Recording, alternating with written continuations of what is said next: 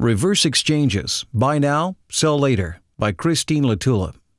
Section 1031 of the Internal Revenue Code provides for the ability to exchange your existing property for new property without triggering capital gains tax, a provision that has been in the code since 1921. While it has been enhanced and tested by case law since that time, it was Revenue Procedure 2000-37, approved in September of 2000, which codified the safe harbors for exchanges done in reverse. A reverse exchange is simply where the new property is acquired before the old property is sold, thereby enabling the taxpayer to accomplish a qualifying like-kind exchange. Reverse exchanges are an exceptionally powerful tool for the client, who must act on the purchase of the new property immediately, since the rule prohibits the client from owning both the new property and the old property at the same time and still get tax-deferred treatment. Reverse exchanges are not for the faint of heart, but they work to preserve the tax deferral.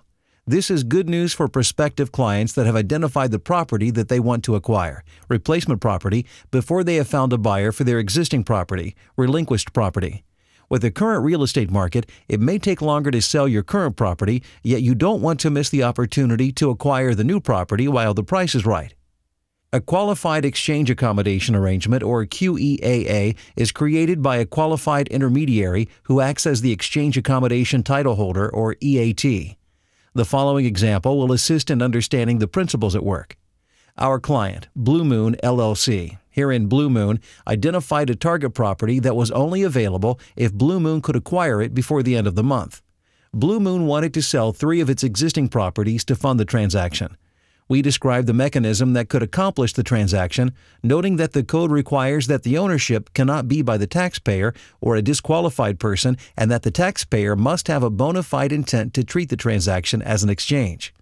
We went to work creating an agreement that called for Edmund & Wheeler Inc., qualified intermediary, to create a single-purpose entity, Acorn Inc., to hold title to the desired property. Once the corporation, the EAT, was created and the agreement signed by the client, Acorn Inc. was positioned to acquire the new property. The purchase was funded by means of an equity loan that Blue Moon arranged for with its lending institution, using the existing property equity positions loaned to Blue Moon and a first mortgage on the new property with Acorn Inc. as borrower and the principal of Blue Moon as guarantor. Acorn Inc. acquired title to the target property and leased it to Blue Moon for its immediate use. In the meantime, Blue Moon listed its 3 existing properties for sale, and within 45 days of Acorn Inc. acquiring the target property, it identified these 3 properties to Edmund & Wheeler Inc., the qualified intermediary. Blue Moon went to work to sell as many of the properties that it could within 180 days, so that the target property could be deeded from Acorn Inc. to Blue Moon.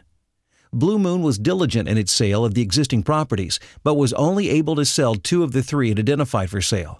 The sale proceeds of the 2 that did sell were passed through to the qualified intermediary, and just prior to the 180th day, the equity loan was paid down and the target property was deeded from Acorn Inc. to Blue Moon LLC.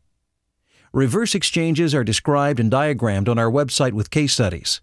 Case Study 2 describes the above situation, and Case 5 is a variation that could provide the EAT to acquire the old property. You can review Revenue Procedure 2000-37 here.